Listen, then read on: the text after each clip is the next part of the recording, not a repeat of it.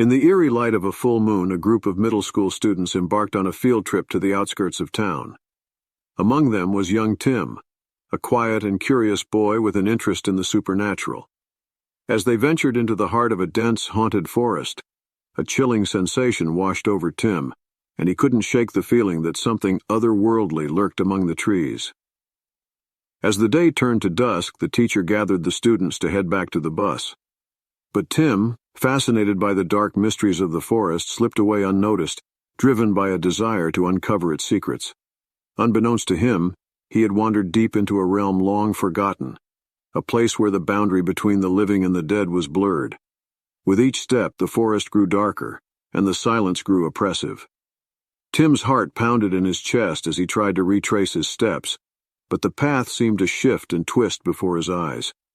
Panic began to set in as he realized he was lost and alone, surrounded by the malevolent spirits of the haunted forest. As the night descended, the forest came alive with eerie sounds, and the ancient trees seemed to whisper ominous warnings. Fear gripped Tim's heart, but he remembered a tale he had heard from an old neighbor, a story of a ritual that could protect one from supernatural beings.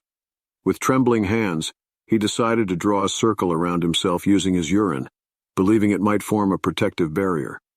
Despite his uncertainty, Tim managed to perform the strange ritual, and a faint glow enveloped him as the circle took form.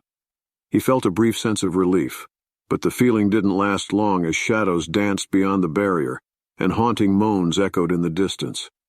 Whatever was out there was not deterred by his makeshift protection. As the night wore on, Tim's fear intensified, and he wished he could turn back time and be back on the bus with his classmates.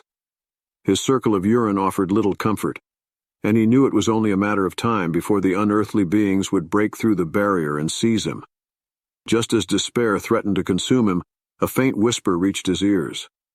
Turning his head, he caught sight of a flickering light in the distance.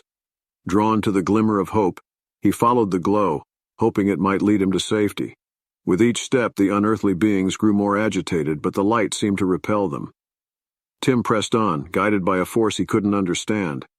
As he drew closer, he saw a small, dilapidated cabin bathed in an ethereal glow. Inside, an elderly woman with wise eyes and a mysterious aura sat by a flickering candle. She seemed to know Tim's plight and welcomed him without uttering a word. The woman's presence calmed his nerves, and he felt an inexplicable sense of safety within the cabin's walls. "You have stumbled into a realm few have seen, young one," she spoke softly. "This forest has long been haunted by restless spirits, but I have managed to find solace within its heart. Your circle offered temporary protection, but it was the light within you that kept them at bay." Tim was baffled by her words, unsure of what she meant by the light within him.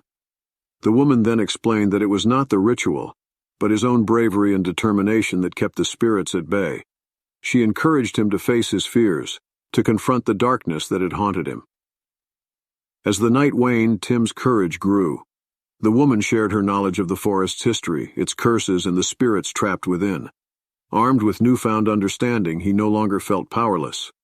With the first light of dawn, the spirits outside began to retreat, and Tim stepped out of the cabin, now brimming with newfound confidence. He bid farewell to the mysterious woman, grateful for her guidance, and began his journey back through the haunted forest. The sunlight once again filtered through the canopy of trees, and the forest seemed less ominous than it did the night before. Tim faced each challenge head-on, no longer reliant on makeshift barriers. As he emerged from the forest, his classmates were relieved to see him safe and sound.